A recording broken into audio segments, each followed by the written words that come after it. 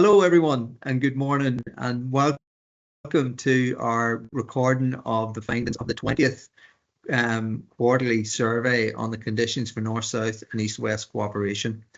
My name is Aidan Campbell. I'm the Research Programme Development Manager with Centre for Cross-Border Cooperation, and we're joined this morning by Dr. Ben Rosher from the University of Gothenburg, who has been analysing these surveys from their inception. But before we go on, I'm going to share a screen. So if you just bear with me for a moment, please. Yeah, my technology is lagging slightly this morning, but hopefully you can see the screen and the presentation from the stage. So as usual, I'll give a brief introduction and the context to the survey and why we do the survey. And then I'll hand over to Ben, who's done the analysis of survey results. So this quarterly survey is to cover the period between the 1st of October 2025 and the 31st of December, so the last quarter of 2025. And I suppose the reason that we do these surveys, or the reason that we have been doing these surveys, is that they're important means to give us an understanding, or they have been, to give us an understanding of the extent to which the necessary conditions for North-South cooperation are being maintained, and how relations between civic society organisations and local authorities on the island of Ireland and Great Britain are being safeguarded following the end of the Brexit transition period and the implementation of the protocol on Ireland, Northern Ireland, or known now, I suppose, as the Windsor Framework. The survey is aimed specifically at civic society organisations and local authorities, and that sort of cohort of organisations, we do that. The survey is specifically aimed at that cohort in light of the fact that the mapping exercise of North-South cooperation that was undertaken in 2017 by the UK and EU sort of admitted that it may have overlooked some of the cooperation that they were involved in, particularly in further areas of informal, local and community level cooperation that may not have been captured by that mapping exercise. So, I mean, we wanted to make sure that the levels of cooperation between those civic society organisations at the grassroots level and the issues impacting them were captured and understood. So that's why we aim the survey at that cohort of groups and organisations. As always, I suppose we just wanted to record our thanks. We're enormously grateful to all those who've responded to our survey, especially those who've responded in previous quarters, and indeed the respondents who've been with us from the start of the survey way back in 2021, was it, Ben? I think it was 2021. Yeah, we started before my time with the centre, but this has been a marathon, not a sprint, and we spent a lot. We've invested quite a lot, and obviously in maintaining the survey and analysing the results, presenting the findings, and then using those findings. I suppose I should say at this point, and Ben will reflect on this, we'll reflect on it a bit more at the end, that this is the last version or the last edition of this survey, because we're discontinuing it after this edition. We're going to look at a different way and different methods of collecting data and try and analyse the conditions for North-South and East-West and cooperation and collaboration. But I suppose just to record that we're really grateful to people who've been with us and completing this survey since 2021 and sort of faithfully keeping us updated on how they're finding the conditions for North-South and East-West cooperation. But I suppose in terms of how we used your responses over those years, and we will continue to use the data that we've gleaned from the survey over the past year, is the information that it doesn't just sit in the shelf or sit in the reports that Ben compiles for us. The information the survey provides is used by the centre as we work with other organisations to protect North-South and East-West relations and cooperation, not least through the ad hoc group for North-South and East-West cooperation, which the centre convenes. So we do use the information gleaned, and we have used the information gleaned from the survey when we're engaging with relevant decision makers on these issues. So at this stage, I'm going to hand over to Ben, and Ben can give me the nod. Ben, if you want to give me the nod when you want me to move the presentation on, and Ben's going to take us through the results of the 20th survey. So over to you, Ben. Thank you very much. Hello, everybody. Thank you for joining us for the final quarterly survey on the conditions for North-South and East-West cooperation. And as always, I'm going to give a general overview of the results of the survey, and a fuller analysis will be available in the research briefing, which will be out on the website shortly. Excuse me. Today, I'm going to give an explanation of the data and a breakdown of the response to this survey before heading into the substantive parts of the analysis, which focus on the experiences and perceptions of cross-border contact, cooperation and collaboration, both in the North-South and East-West dimensions. If we move on to the next slide, in this round of the survey, 100% of respondents have completed at least one previous round of the survey. And as it's the final survey, it's quite a nice way to sign off. This is the first time we've had a completely full response rate, and that the survey has been repeated every quarter since the beginning of 2021, and that we do have a consistently high number of repeat respondents. We can infer the shape of many of the trends now regarding experiences protocol, the Windsor framework, and the broader post-Brexit landscape, with a good sense of degree and a good sense of clarity and insight. And these insights are further developed through the inclusion of qualitative responses to the central contextual questions, which allow for more nuanced insights into how respondents are experiencing the changing political, social, regulatory and material conditions for North-South and East-West cooperation and collaboration, as well as their suggestions for ways to improve these environments moving forward. And this information has proved invaluable in painting a more detailed picture of the current context for cross-border collaboration, as well as aspirations and ambitions for what it may look like in the future. And so, as always, it needs to be appreciated that the responses to the survey are given by people with a wealth of insight and experience and expertise in cross-border cooperation and collaboration. You are practitioners in the field, and so your insights really do help to give a great deal of nuance and clarity into what is happening on the ground. If we go on to the next slide, the data for this survey has been collected through self-selected respondents during December 2025. We've got 27 responses in total, and as I say, 100% of respondents that they have completed the survey in at least one previous quarter. 48% of respondents to this survey were based in the Republic of Ireland and 48% based in Northern Ireland, with 4% having a presence on both sides of the border, which obviously means that there is a very equal balance between the two jurisdictions. If we move on to the next slide, in this quarter, so between October and December 2025, 78% of respondents reported having meetings with organisations in the other jurisdiction on the island of Ireland. Now, for 86% of respondents reported that their meetings discussed challenges to cross-border cooperation, either on occasion for 62% or to a significant extent for 24%. And while the level of discussions around Brexit-related challenges has been consistently high, this is nevertheless a welcome decrease from the 100% we recorded in the previous quarter, and so it's not quite as intense as it was last time round. And the nature of the challenges that were discussed were varied and touched on issues concerning racial profiling, visa issues, and obstacles to healthcare. For example, one respondent has said that we are planning a border conference next year involving 120 delegates from across Europe. We are taking delegates across the border from Monaghan to Armagh, and the tourist visa is an issue. We are still not clear on the requirements.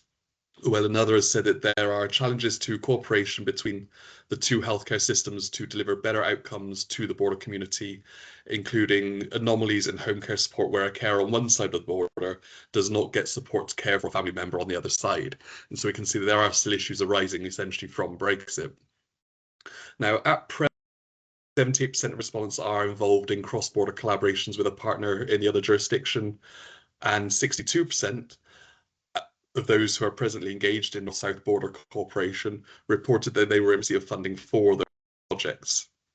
Now, if we look to the next slide towards the perceptions of the contextual environments for cooperation and collaboration, we can see that 7% of respondents believe that the political context for cross-border cooperation has both improved and deteriorated since the previous quarter, while 85% said stayed more or less the same.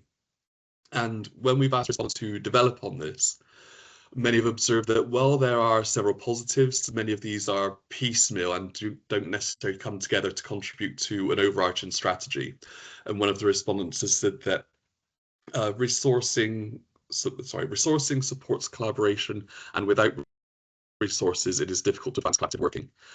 Government investment in collaborative engagement is limited in scope and vision, is piecemeal, and does not strategically challenge organisations to focus on difference in policy approaches to civic development and how this might be changed.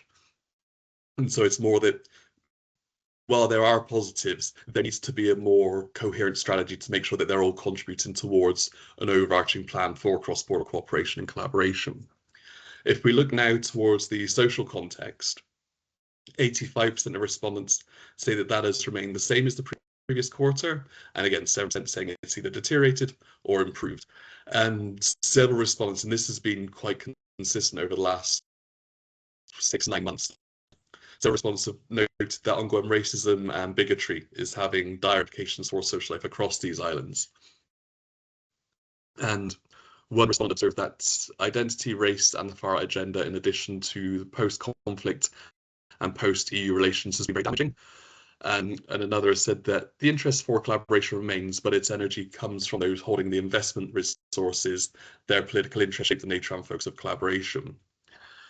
If we look now towards the regulatory context, 78% of respondents say that it has remained the same compared to the previous quarter, and 19% saying they are unsure if or how it has changed, with one respondent saying that the impact of the UK government's electronic travel authorisation is now impacting collaboration with visiting international groups who need to travel to Northern Ireland via Dublin, people such as academics, international NGOs and school groups. And so some clarity over the enforcement and operationalisation of the electronic travel authorisation from the UK government would be welcome.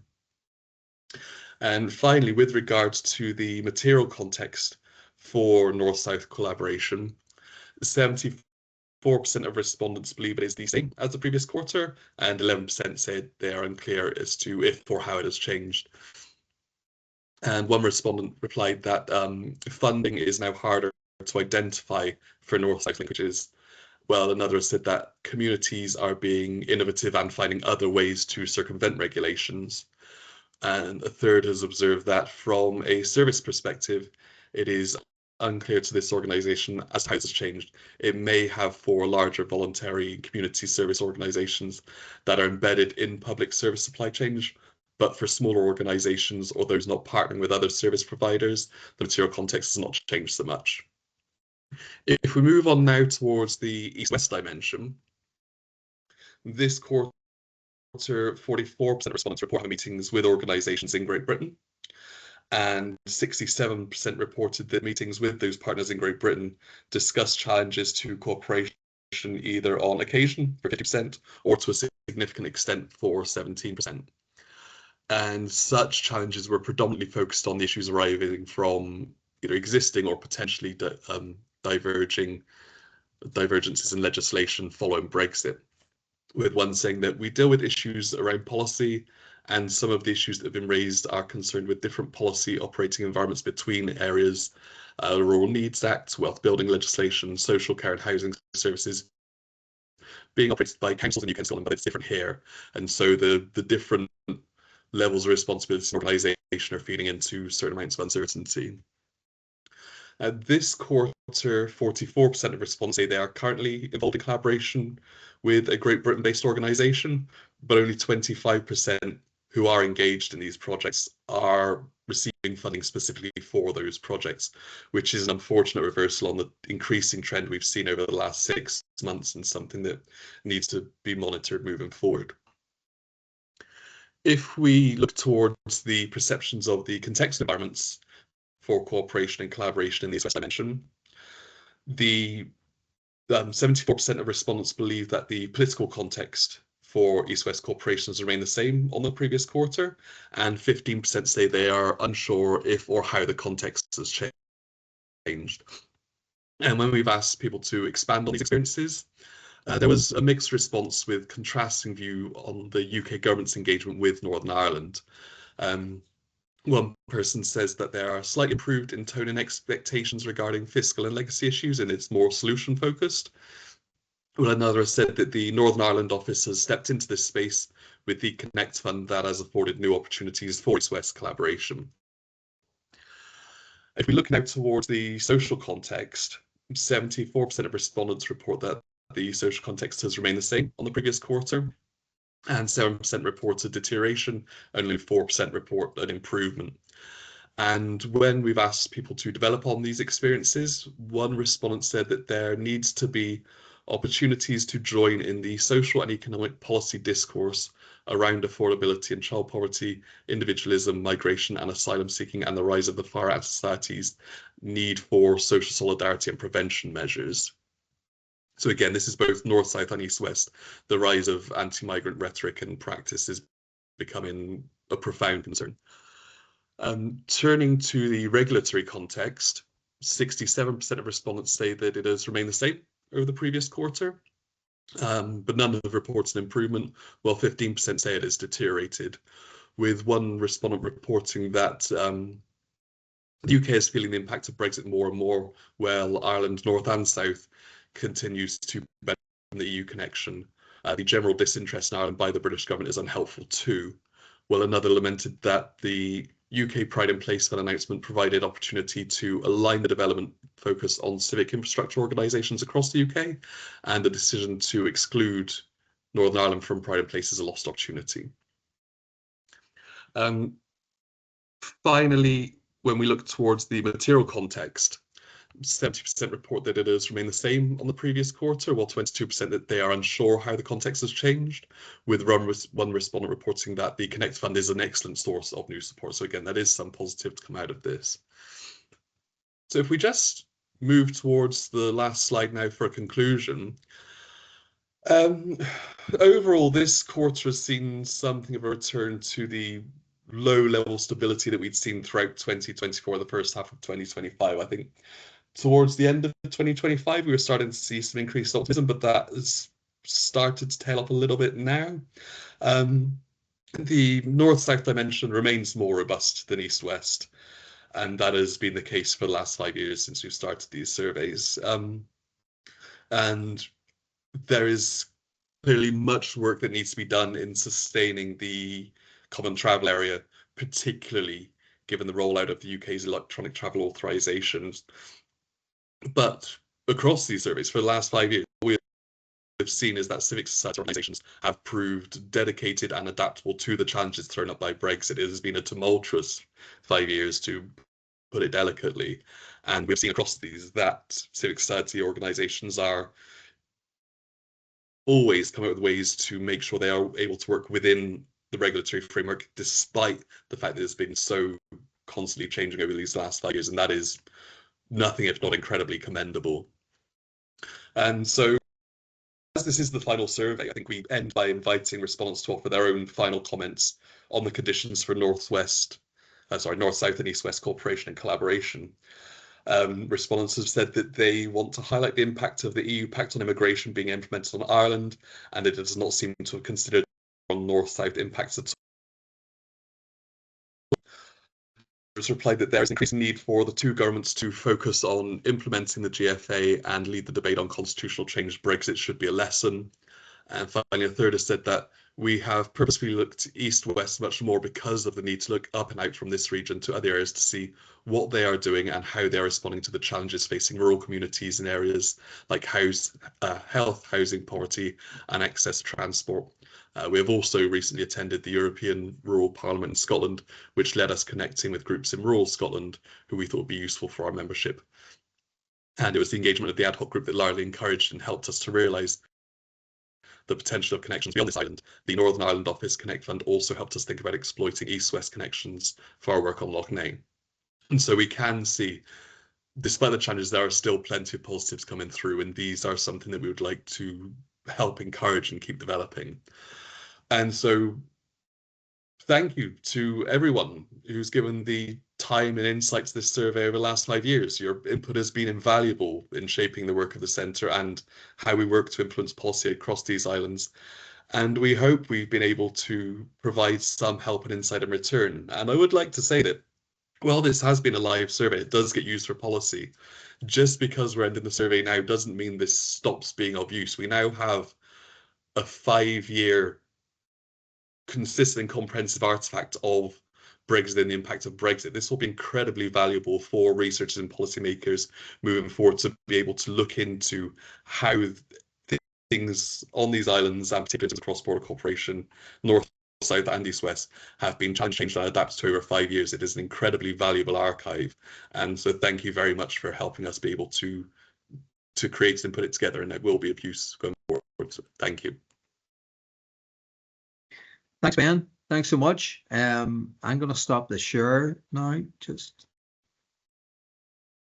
great. That's been brilliant, Ben. In terms of thanks so much for taking us through the latest results and the last, I suppose, set of results for this survey. Just a couple of things then to discuss.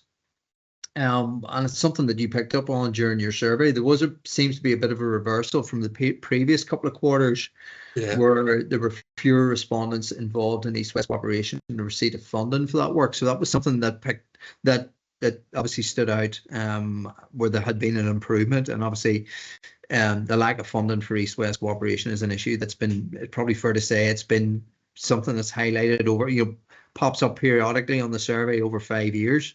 So it's probably disappointing that there seems to be a fallback in that sentiment or in that positive change that we'd seen over the last couple of quarters. Yeah,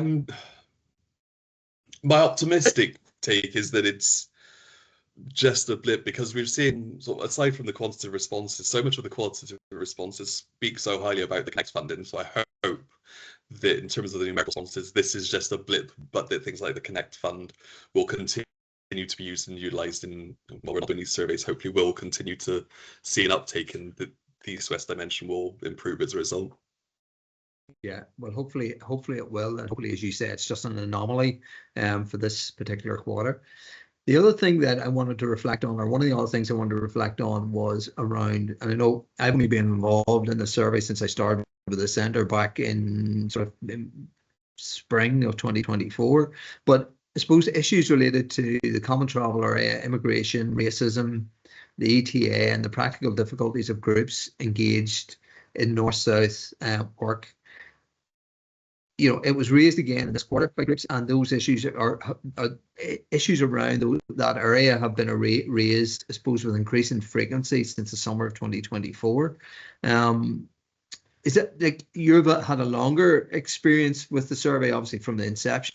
Is that something then that that's new to you, or what would you say in terms of your opinion on how those issues are impacting on groups and the work that they're doing?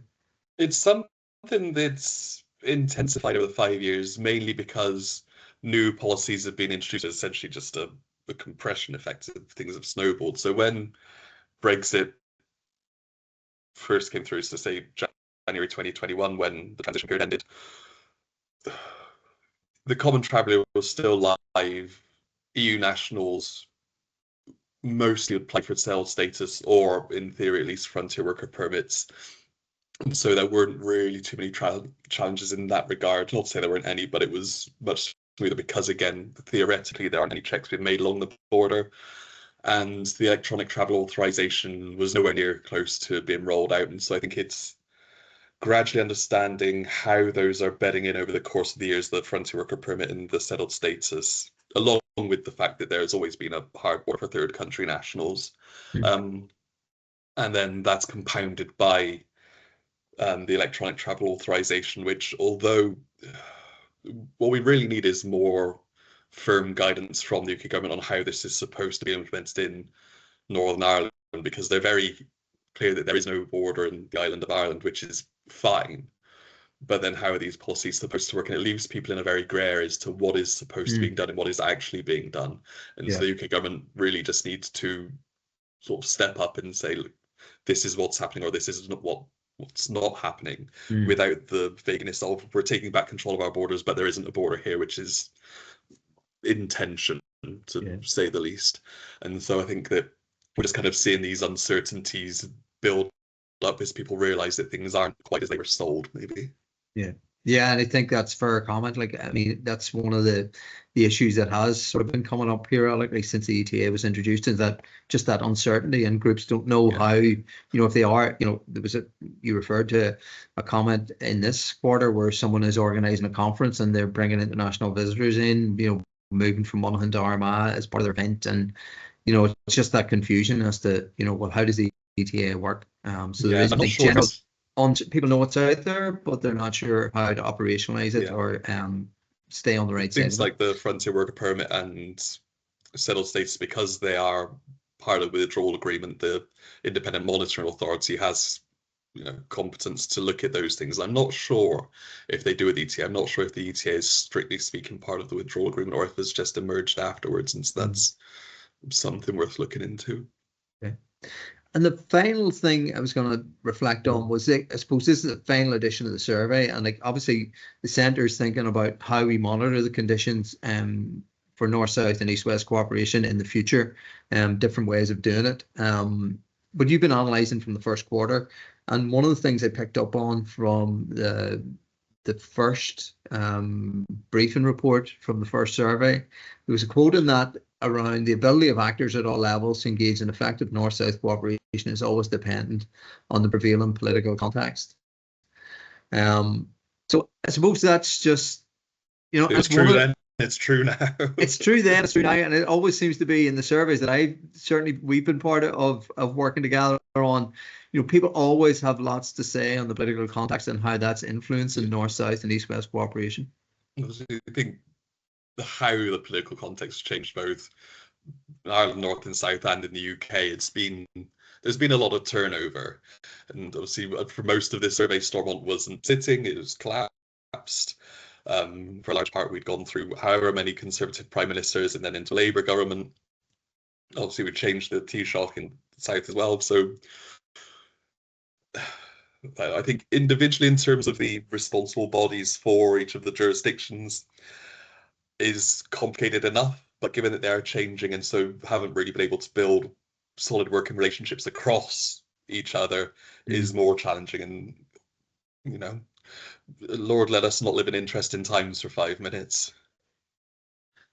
Well, that's maybe a good way to sign off, Ben. And thanks for that. And I suppose just the final, to close off on it, is just a huge thanks to you, for working with us on this survey, right from the inception, and sticking with it and giving it, sharing with us your expertise and your analysis and insights.